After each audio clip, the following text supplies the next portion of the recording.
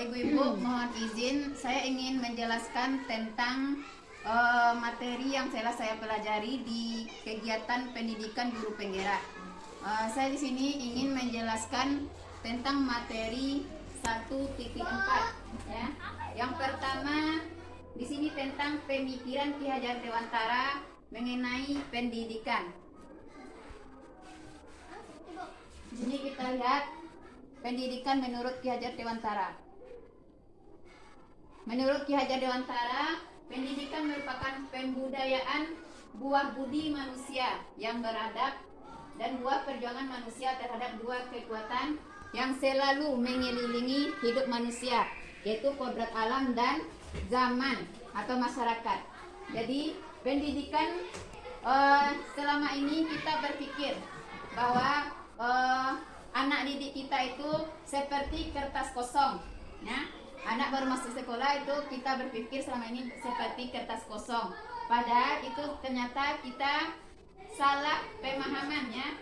Sebenarnya anak didik kita itu tidak seperti kertas kosong. Sebenarnya anak didik itu sudah memiliki ilmu pengetahuan.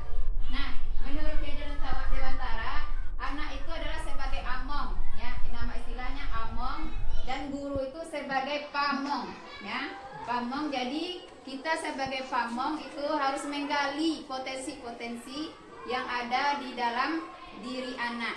Jadi selama ini kita sudah salah pemahaman, jadi anak itu sudah memiliki ilmu pengetahuan. Kemudian Ki Hajar Dewantara itu memiliki semboyan, ada 3 semboyan. Yang pertama, Ingaso Sungtulodo, artinya di depan kita sebagai pamong itu sebagai contoh bagi siswa atau among ya. Kemudian Ingmadia Mangukasa, berarti Ingmadia Mangukasa artinya di tengah memberi motivasi. Kemudian Tuturi Handayani itu di belakang memberi dorongan.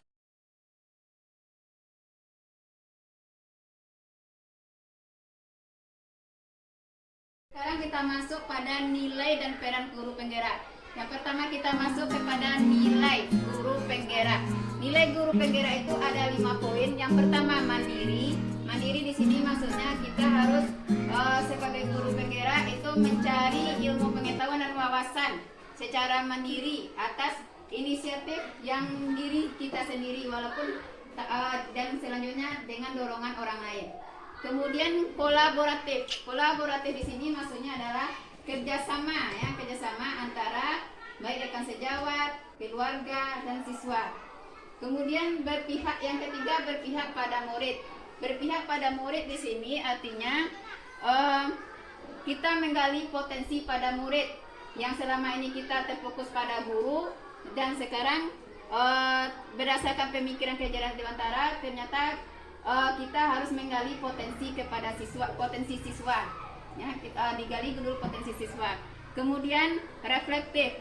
Reflektif di sini maksudnya adalah evaluasi terhadap apa yang telah kita lakukan. Apa yang telah kita lakukan itu sudah baikkah atau masih adakah kekurangannya. Jadi itu refleksi, reflektif. Kemudian yang kelima inovatif. Inovatif ini adalah mengemukakan ide, adanya ide-ide atau gagasan baru. Nah, sekarang kita masuk kepada peran guru penggerak. Peran guru penggerak ada 5 poin. Yang pertama, menjadi pemimpin pembelajaran. Yang kedua, menggerakkan komunitas praktisi. Yang ketiga, mendorong kolaborasi antar guru. Yang keempat, mewujudkan kepemimpinan murid. Yang kelima, menjadi coach atau pelatih bagi guru lain. Bu, sekarang mari kita rileks dulu kepala kita setelah kita belajar tadi. Perintahnya adalah nanti ibu-ibu membuat lingkaran. Kemudian tangan ibu ada 2 macam, yang pertama seperti ini, yang kedua seperti ini.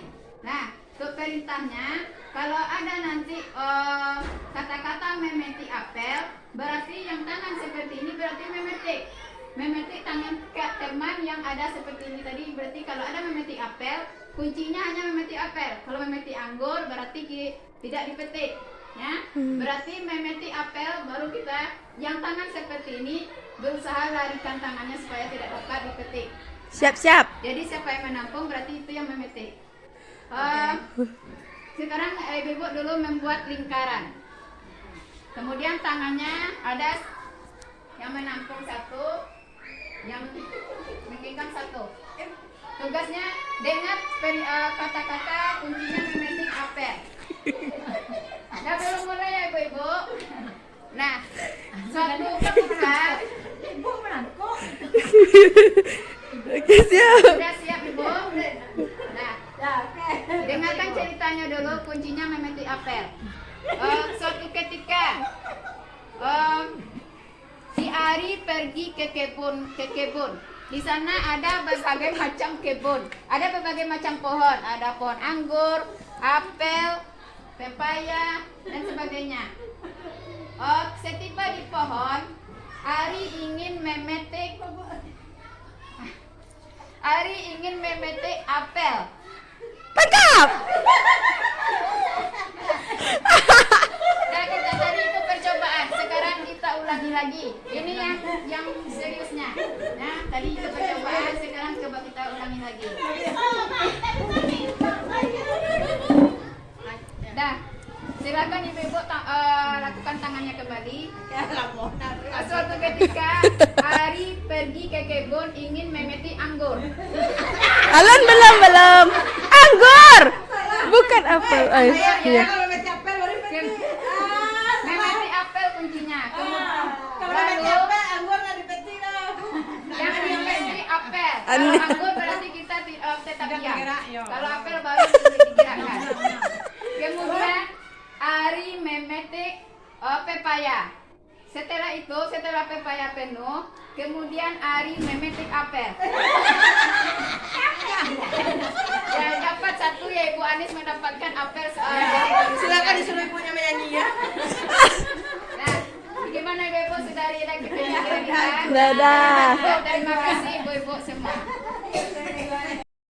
Sesuai dengan semboyan Ki Hajar Dewantara yang ingar sosum tulodo ing Madya Mangunkarsa dan Keturi Handayani, maka berhubungan dengan calon guru penggerak, maka ada kaitannya dengan budaya positif di sekolah. Ya, budaya positif di sekolah ini ada terbagi 5. Yang pertama disiplin positif. Yang kedua motivasi perilaku manusia. Kemudian posisi kontrol restitusi. Yang keempat keyakinan kelas. Dan yang kelima segitiga restitusi.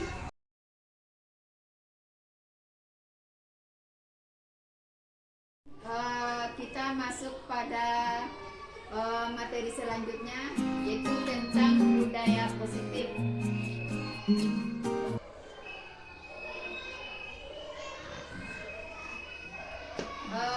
Budaya positif ini hubungannya budaya positif atau ekosistem positif. Kita ambil contoh perbandingannya dengan hidup tumbuh-tumbuhan seperti seorang petani. Dalam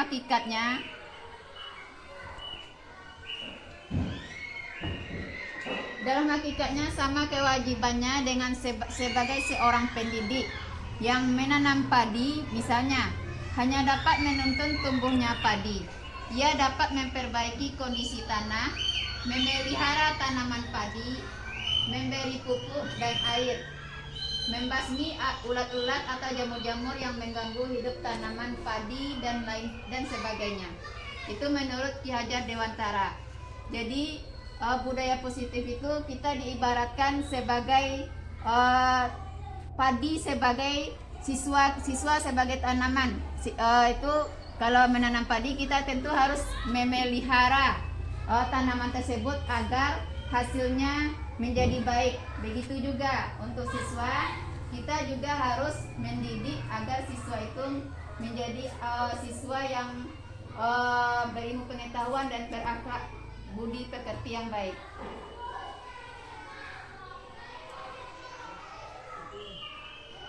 Kemudian dalam kegiatan pendidikan ada namanya, dalam budaya positif ini ada namanya teori kontrol. Ya. Dalam teori kontrol ini ada stimulus respon dan ada teori kontrol. Dalam stimulus respon itu kita contohkan, kita mencoba mengubah orang agar berpandangan sama dengan kita. Kalau dalam teori kontrol, kita berusaha memahami pandangan orang lain. Kemudian contoh yang kedua, perilaku buruk dilihat sebagai suatu kesalahan. Itu dalam stimulus respon. Tapi dari teori kontrol, semua perilaku memiliki tujuan. Yang ketiga, dalam stimulus respon, orang lain bisa mengontrol saya. Kemudian dalam teori kontrol, hanya Anda yang bisa mengontrol diri Anda. Kita masuk kepada makna disiplin. Kata disiplin ini berasal dari bahasa Latin, yaitu disciplina, yang artinya belajar. Disiplin itu tujuannya membuat orang menggali potensinya menuju sebuah tujuan apa yang dia hargai.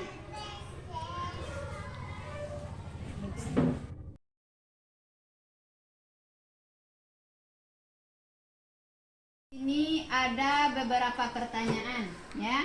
Itu mengenai peraturan, kemudian apa keyakinan kelas atau nilai kebajikan yang akan dituju. Saya berikan beberapa contoh. Nanti Ibu buat jawabannya ya. Sekarang dengarkan dulu. Contohnya ada peraturan. Yang pertama, selalu kembalikan buku ke tempatnya. Berarti keyakinan kelasnya atau nilai kebajikan yang dituju berarti siswa itu memiliki tanggung jawab. Ya, berarti dia mengembalikan buku ke tempatnya, berarti dia bertanggung jawab untuk mengembalikan ke tempatnya kembali. Yang contoh yang kedua, peraturan yang kedua, dilarang mengganggu orang lain. Nilai kebajikan yang dituju berarti menghormati orang lain dan diri sendiri. Nah, ibu-ibu, saya berikan peraturannya, kemudian ibu pikirkan apa nilai kebajikan yang ditujunya. Soal yang pertama, hadir di sekolah 15 menit sebelum pembelajaran dimulai.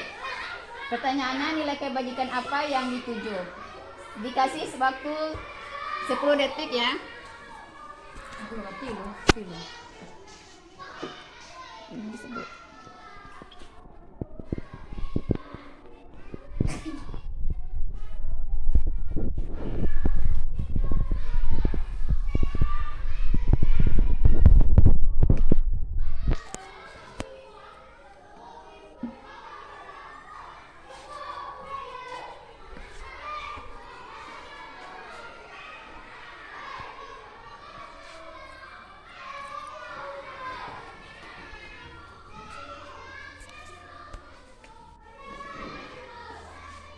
Ibu, jadi yang diminta itu adalah nilai kebajikan.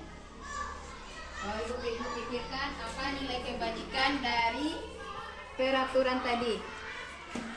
Nah, tadi soalnya hadir di sekolah 15 menit sebelum pembelajaran dimulai. Nah, ibu, berarti nilai kebajikan apa yang dituju di sana? Yang bisa boleh menunjukkan diri kepada Bu Met. Untuk melakukan kedisiplinan. Menentukan kedisiplinan. Lanjut Ibu Mul. Menghargai waktu. Lanjut Ibu Yarnis. Tadi soalnya hadir di sekolah 15 menit sebelum pembelajaran dimulai. Saya Bu, Bu Yuli. hampir sama dengan guru yang tadi, disiplin waktu. Ya, disiplin waktu. Itu disiplin waktu. Apalagi Jadi tadi? contoh bagi anak murid. Menjadi contoh bagi anak murid. Itu berarti teladan bagi guru ya, boleh. Tapi yang bisa minta di sini tentang siswa ya. Jadi tadi menghargai waktu. Apa lagi? Disiplin waktu. Bumul apa tadi?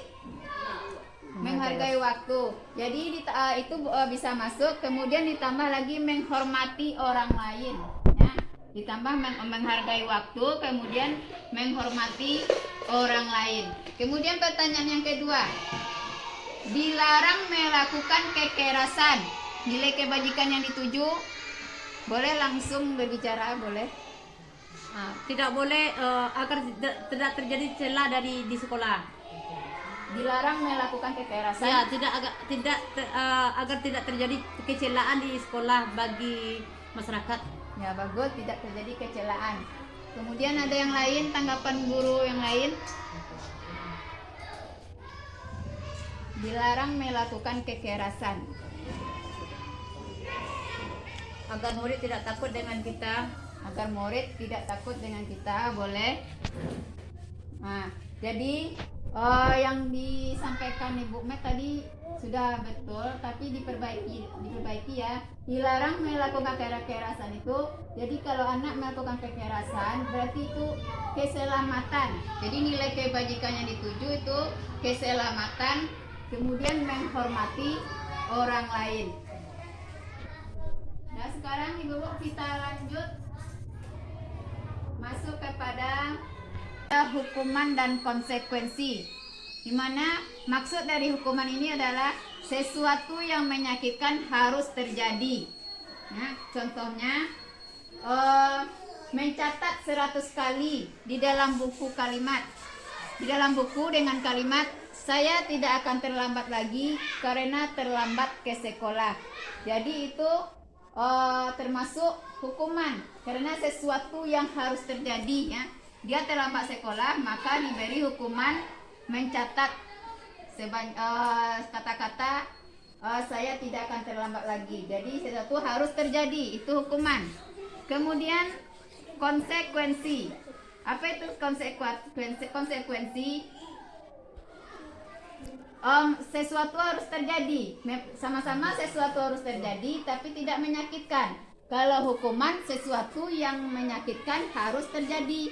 Kalau konsekuensi sesuatu harus terjadi. Jadi tidak ada yang kata menyakitkan. Apa contohnya?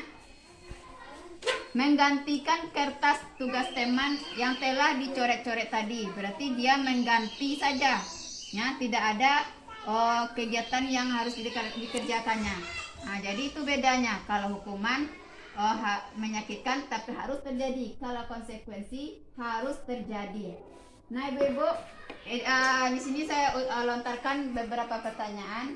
Silakan Ibu-ibu pilih pertanyaan ini termasuk hukuman atau konsekuensi. Yang pertama,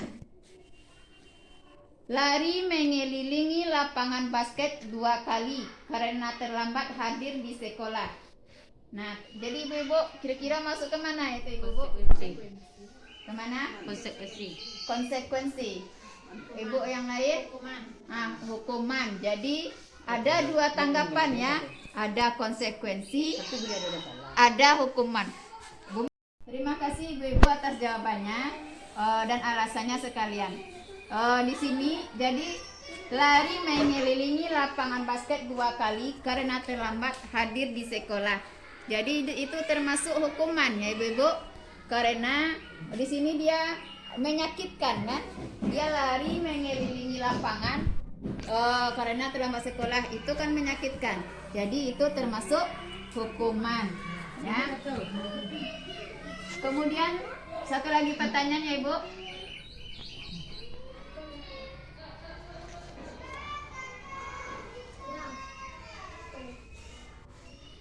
Membersihkan tumpahan air di meja tulis karena tersenggol pada saat belajar. Konsekuensi. Masuk Konsekuensi. konsekuensi. Karena menumpahkan air di atas meja harus dibersihkan kembali agar siswa dapat berjalan belajar dengan baik. Nah, berarti dia tidak menyakitkan ya, Tidak. Ibu? Karena tidak menyakitkan. Ya bagus ya Ibu. Nah, jadi Ibu sudah paham ya antara hukuman dengan konsekuensi. Jadi kalau hukuman itu menyakitkan ya, kalau konsekuensi itu tidak ada menyakit. Nah, jadi Ibu sudah paham ya tentang hukuman dan konsekuensi. Sekarang kita masuk kepada kebutuhan dasar manusia. Silakan Ibu salin dulu. Kebutuhan dasar manusia itu ada yang pertama, cinta kasih atau diterima. Yang kedua, penguasaan. Yang ketiga, kesenangan. Yang keempat, kebebasan. Ulang lagi Bu pertanyaannya. Apa pertanyaannya, Bu? Yang semuanya. Oh, Satu jadi apa? materinya ya, Bu. Satu. Nah, kebutuhan dasar manusia itu ada beberapa ya. Yang pertama, cinta kasih atau diterima. Yang kedua, penguasaan. Yang ketiga, kesenangan. Yang keempat, kebebasan.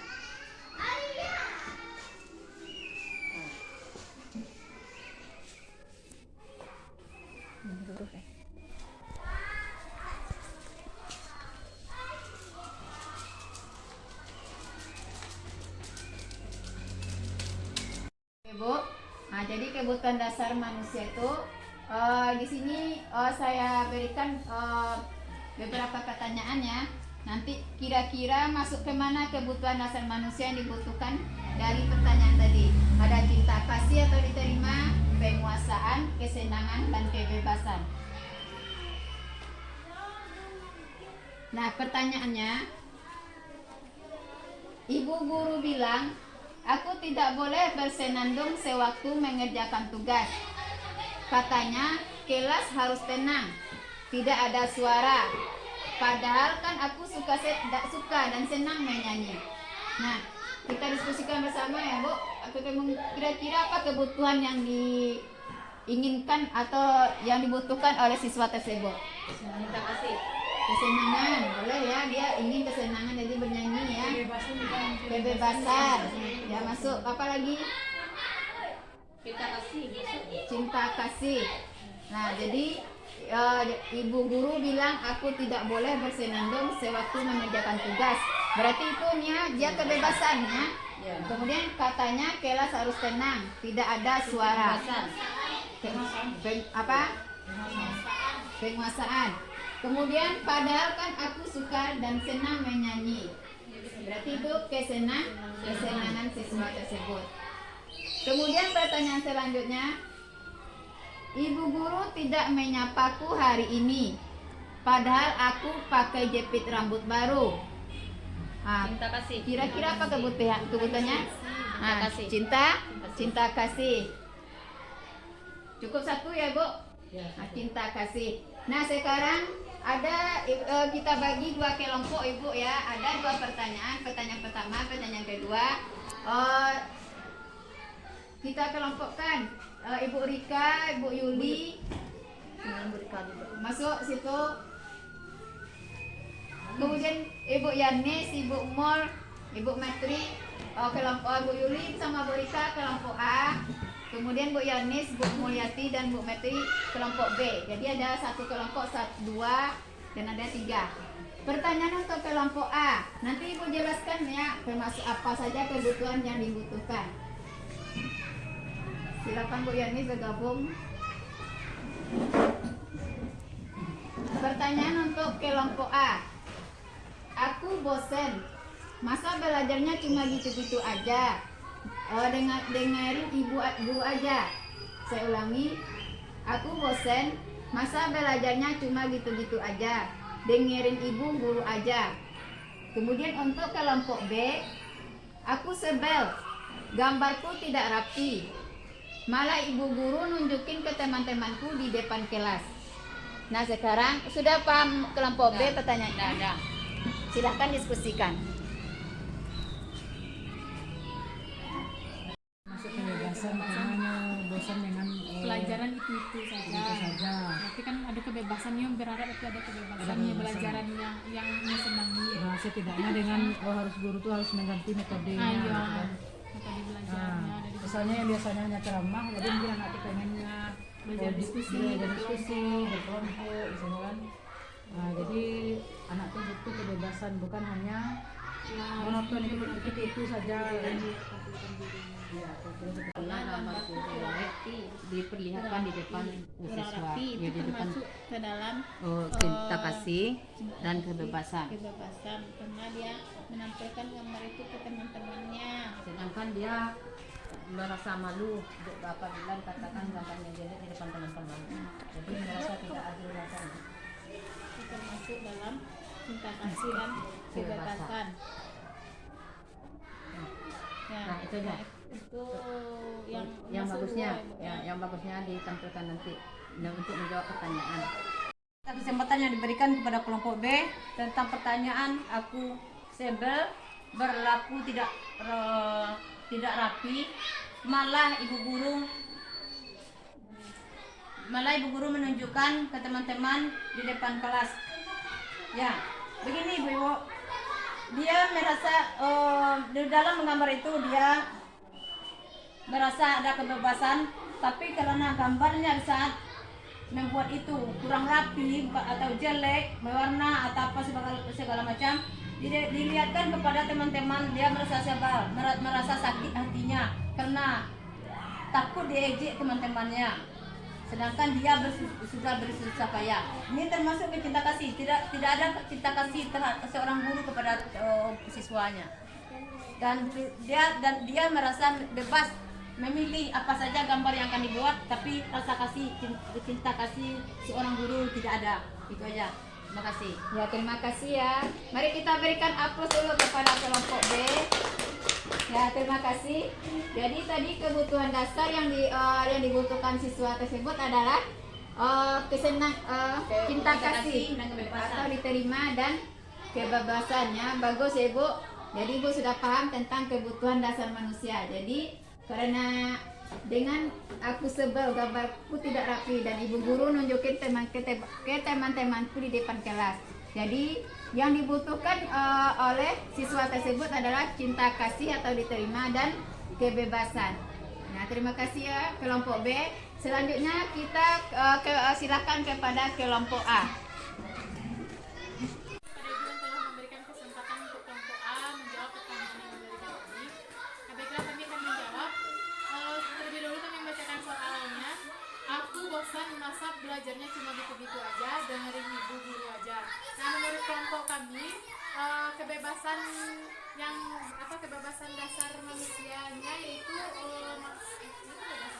Kebutuhan dasar manusia. kebutuhan dasar manusianya itu kebebasan menurut kelompok kami. Kenapa? Karena di sana di dalam dalam pertanyaannya, soalnya si anak melihatkan kejenuhannya saat belajar karena ada pembelajarannya cuma itu saja. Kalau dapat seorang guru itu harus bisa mengganti metode belajarnya seperti belajar diskusi atau belajar kelompok agar kebebasan anak tersebut dalam belajar tersalurkan.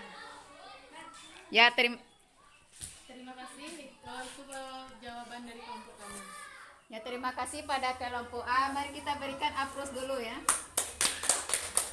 Jadi kebutuhan dasar manusia yang dibutuhkan siswa tadi adalah kebebasannya. Betul, sudah betul ya.